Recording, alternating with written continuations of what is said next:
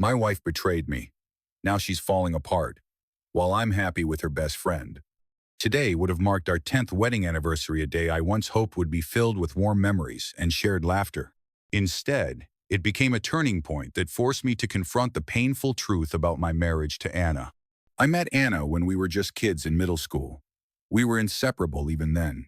And as we grew older, our friendship naturally evolved into a young love during high school. After college, we tied the knot, full of dreams and promises for the future.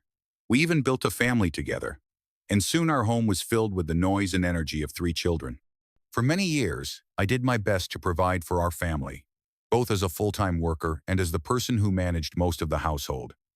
I took the kids to school, drove them to sports practices, helped with after-school activities, and kept our home running smoothly.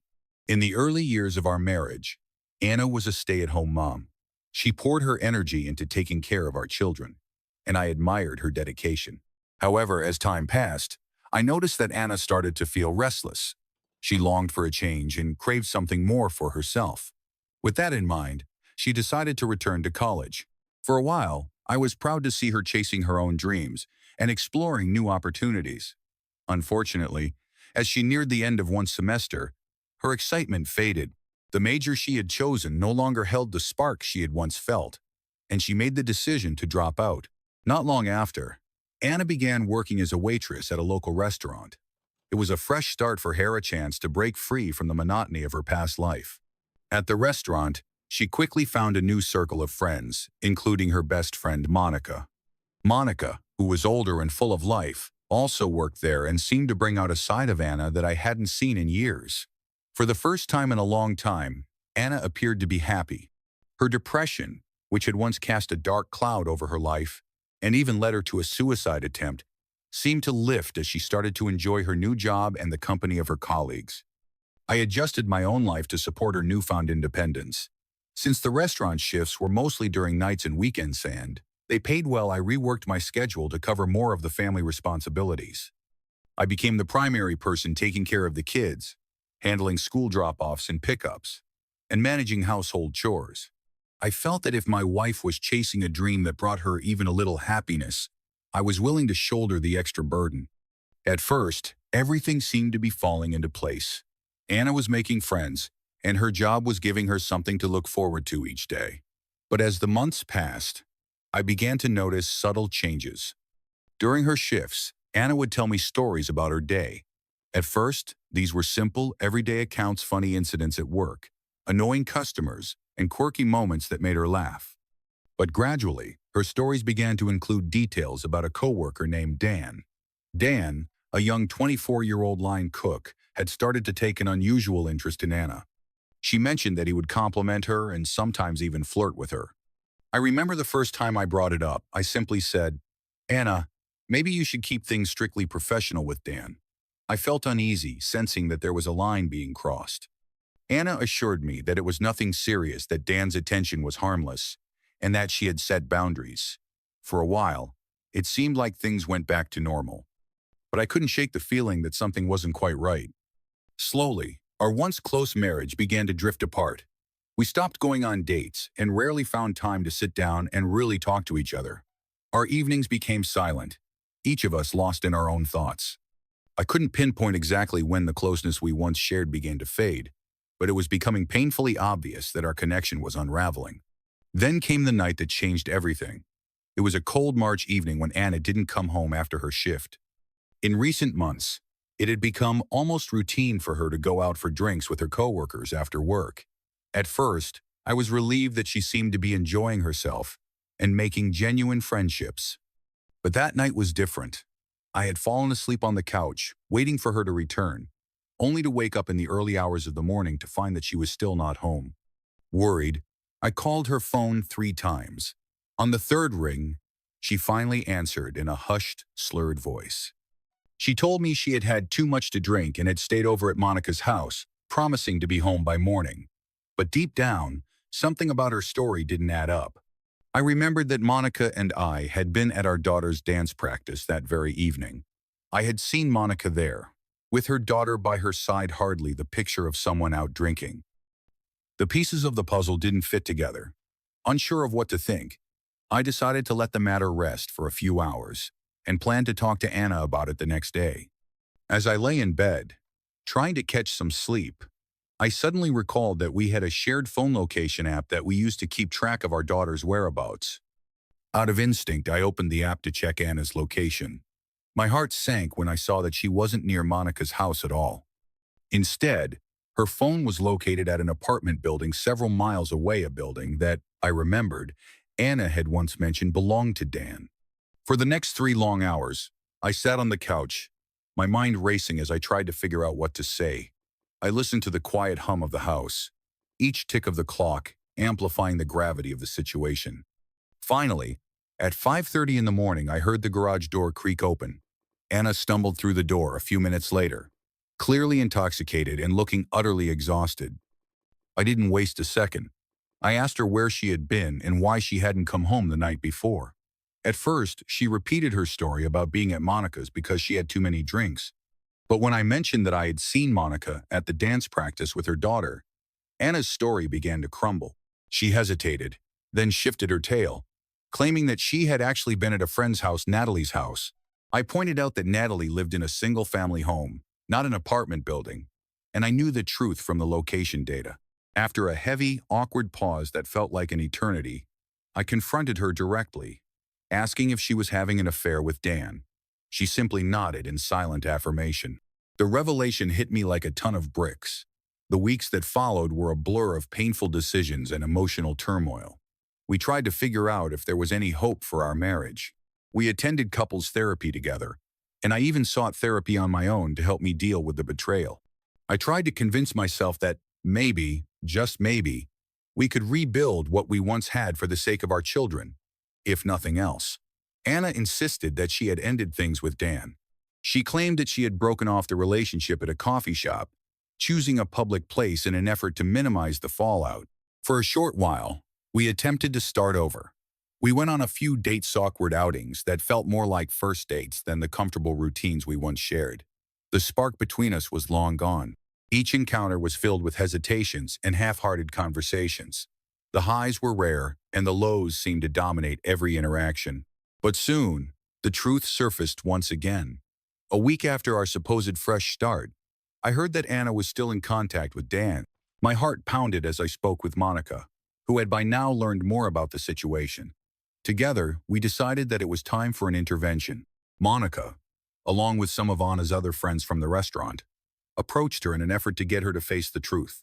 I trusted them to do what they thought was best, and I didn't pry into every detail of their conversation.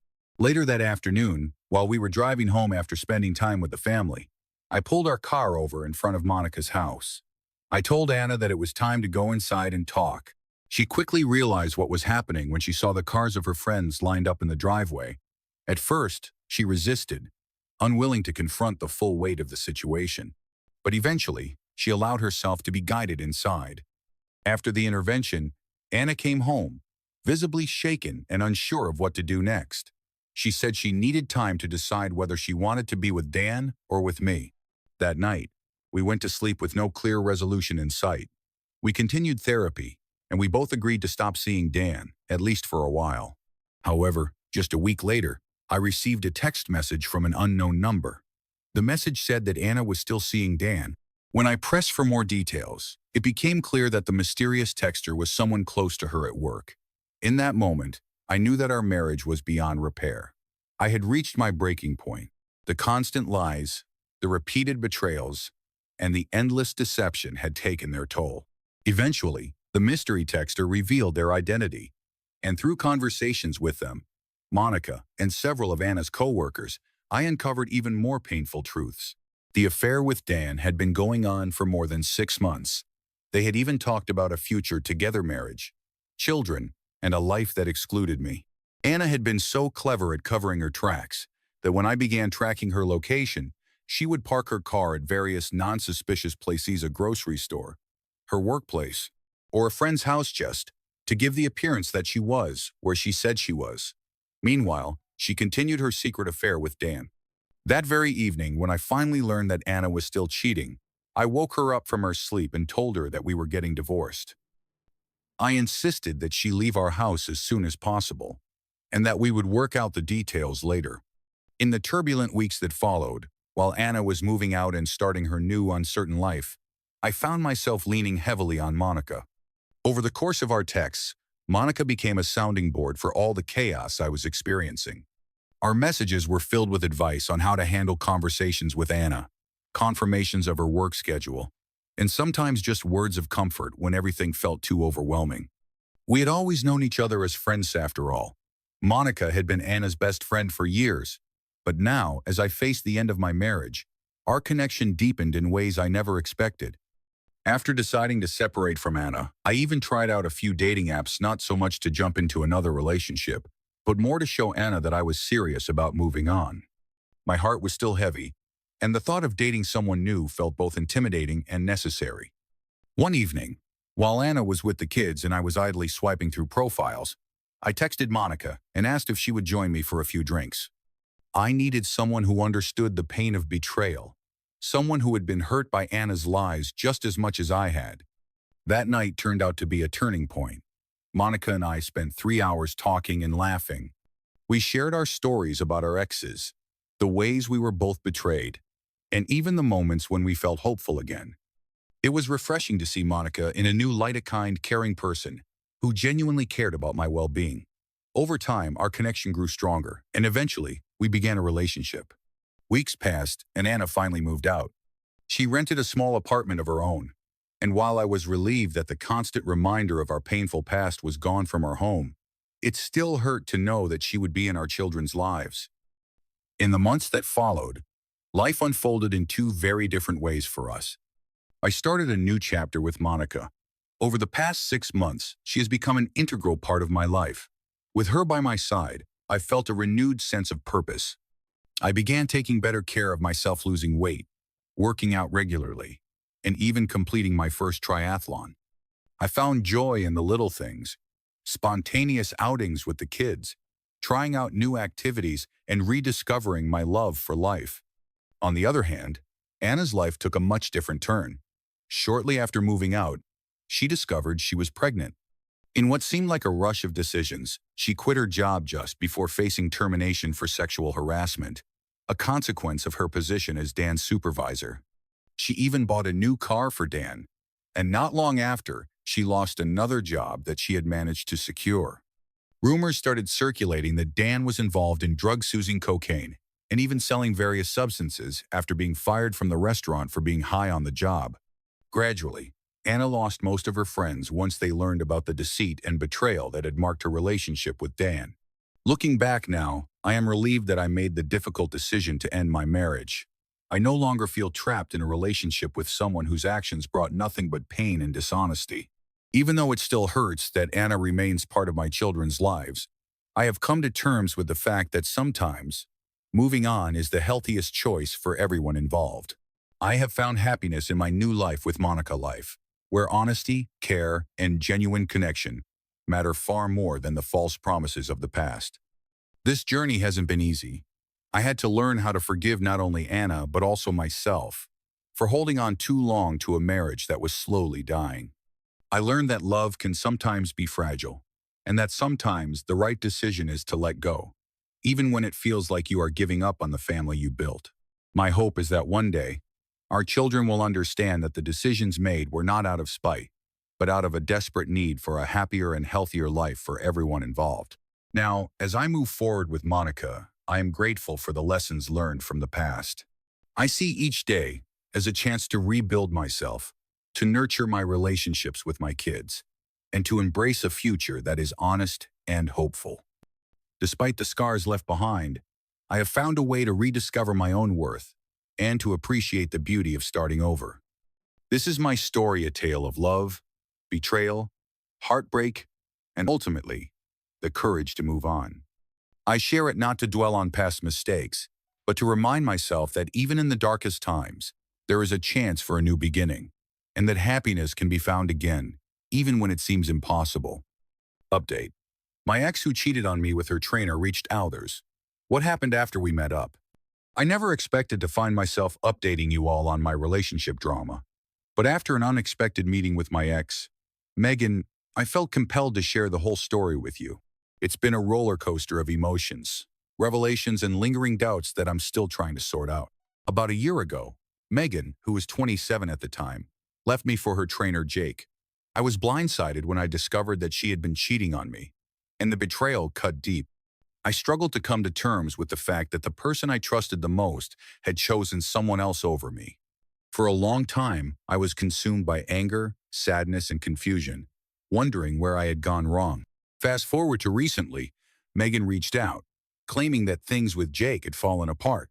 She said that her brief fling had spiraled into a disaster. What she once believed would be a perfect escape turned out to be a bitter lesson in regret.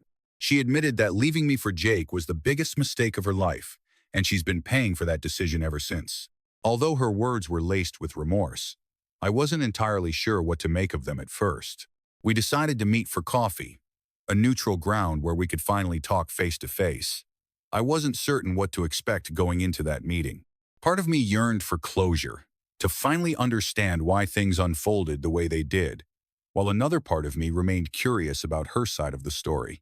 We spent a couple of hours talking, and the conversation turned out to be more intense and revealing than I had anticipated.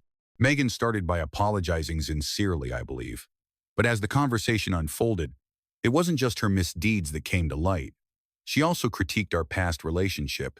According to her, my shortcomings played a significant role in the chain of events that led her astray.